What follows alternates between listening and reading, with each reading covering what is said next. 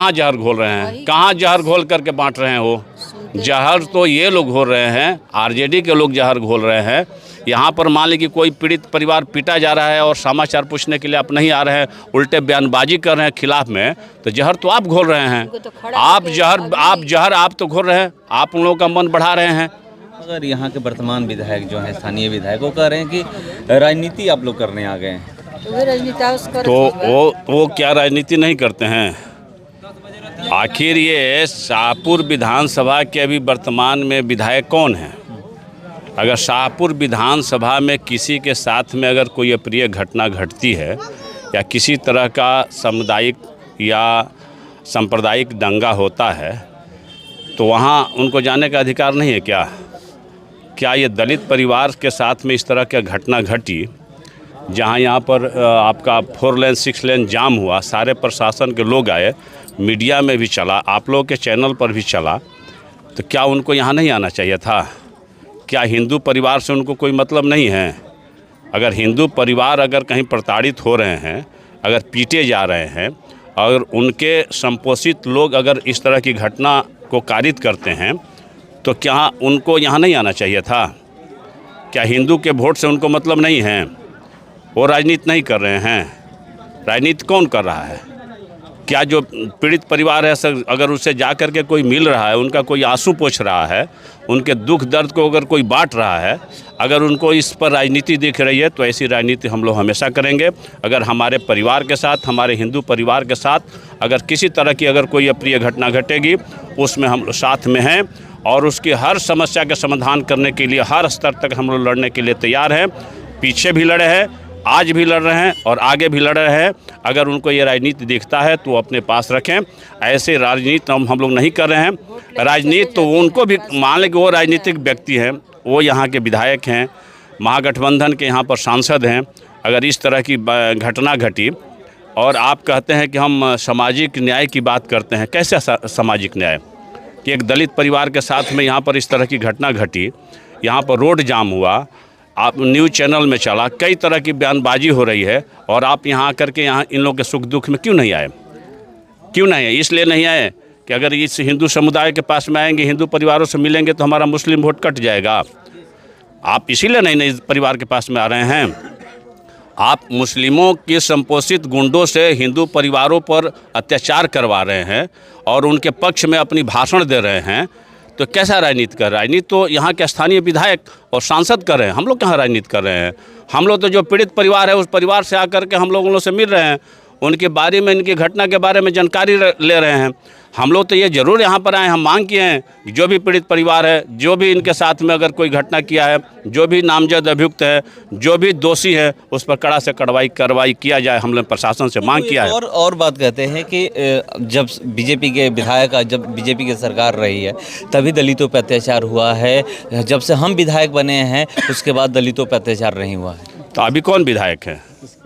अभी कौन विधायक हैं? यहाँ पर 2016 में पहली बार रानी सागर में दंगा हुआ था, तो 2015 से विधायक कौन है यहाँ पर? जब से यहाँ आरजेडी का विधायक हुआ, उसके बाद रानी सागर के तथाकथित लोगों का मनोबल बढ़ा। इसके पहले 2005 से 15 के बीच में रानी सागर के हिंदू परिवारों पर कोई आँख उठाकर क्यों नहीं देख रहा था? 5 से 15 में यहाँ भी पहले भी उतने ही लोग थे, संभवतः उतने ही प्रतिशत अन्य संप्रदाय के लोग थे।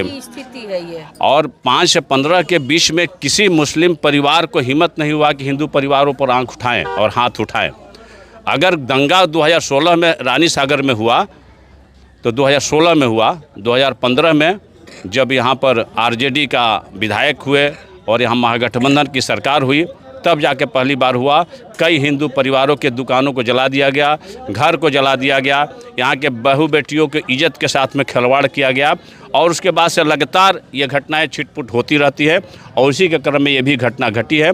यहाँ पर जो भी लोग इस तरह की काम कर रहे हैं, यहाँ के स्थानीय विधायक का उनको सहयोग प्राप्त है, उनका समर्थन प्राप्त है और उनकी बात से भी, उनकी शैली से भी, जो आपके चैनल के माध्यम से जो उन्होंने कहा है, इससे भी झलकता है कि वो एक संप्रदाय के लोगों को सपोर्ट कर रहे हैं और हिंदू संप्रदाय को दरकिनार कर रहे हैं। के साथ में बैठे हुए थे। रानी सागर मामला में एक बयान आया था विधायक राहुल तिवारी कह रहे हैं कि समाज में वो जहर घोलना उनकी जो है पुरानी आदत है। देखिए, गिरिराज सिंह जी का जो बयान आया है और उनके साथ में जो मैं बैठा हुआ दिख रहा हूं, तो मैं बैठा हुआ न मैंने जाकर के उनसे सारी रानी सागर की समस्याओं से मैंने जाकर के उनको अवगत कराया और उन्होंने उस पर अपना बयान दिया और मैं वहां पर उपस्थित था और उन्होंने बयान में बोला है कि मैं 2016 में भी रानी सागर के हिंदू परिवारों के साथ में था, आज भी हैं और समय लगेगा तो मैं रानी सागर के अपने हिंदू परिवारों के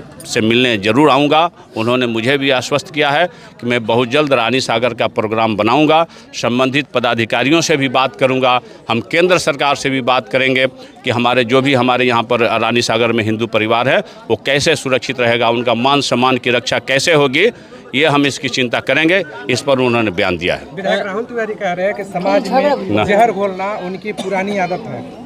देखिए, ये कोई उनका कहना और क्या कहेंगे, कहाँ जहर घोल रहे हैं, कहाँ जहर घोल करके बांट रहे हैं। वो जहर तो ये लोग घोल रहे हैं, आरजेडी के लोग जहर घोल रहे हैं। यहाँ पर मान लीजिए कि कोई पीड़ित परिवार पीटा जा रहा है और समाचार पूछने के लिए आप नहीं आ रहे हैं, उल्टे बयानबाजी कर रहे हैं खिलाफ में, तो जहर तो आप घोल रहे हैं। आप तो घोल रहे हैं, आप उन लोगों का मन बढ़ा रहे हैं। आपका कई तरह का बयान आ रहा है। आप 2016 में 28 हिंदू परिवारों के घरों में झोपड़ियों में आग लगा दिया गया, आप क्यों नहीं उस समय भी यहाँ पर हिंदू परिवारों का समाचार पूछने के लिए आए? आप तो 2016 में आए, ना 2024 में आए।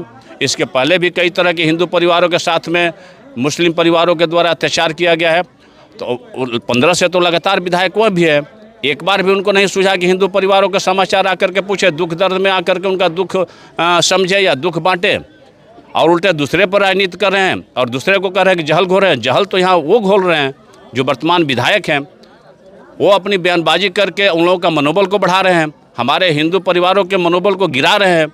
तो ऐसे ही मानसिकता नहीं चलेगी। हमारे हिंदू परिवार के मनोबल को हम लोग नहीं गिरने देंगे। हम हिंदू परिवारों के साथ में थे, आज भी हैं और कल भी रहेंगे। इनकी मान सम्मान की रक्षा के लिए चाहे मुझे जो भी कदम उठाना होगा, हम उठाने के लिए तैयार हैं। आप प्रशासन से ये बात कर रहे थे कि जो जिनका नाम है उन पे कार्रवाई की जाए।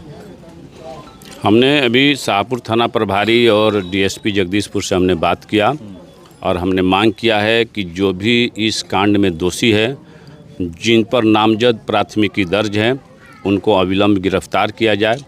थाना और डीएसपी से आश्वासन मिला है कि जो नामजद अभियुक्त है उनकी तुरंत गिरफ्तारी की जाएगी। हम लोग देख रहे हैं और ज़रूरत पड़ेगा तो हम लोग सक्षम पदाधिकारी, पुलिस पदाधिकारी से ऊपर के भी एसपी साहब, डीजीपी से भी हम लोग मिलेंगे इस संबंध में। और अब सरकार स्तर पर भी हम लोग बात कर रहे हैं।